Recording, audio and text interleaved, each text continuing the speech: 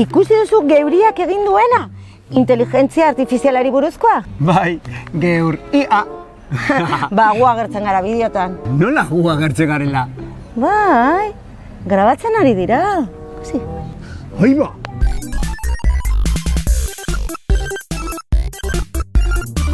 Nik esan nien ChatGPTrekin egiteko bideoak, baina beraiek ezetz, gurekin nahi zutela.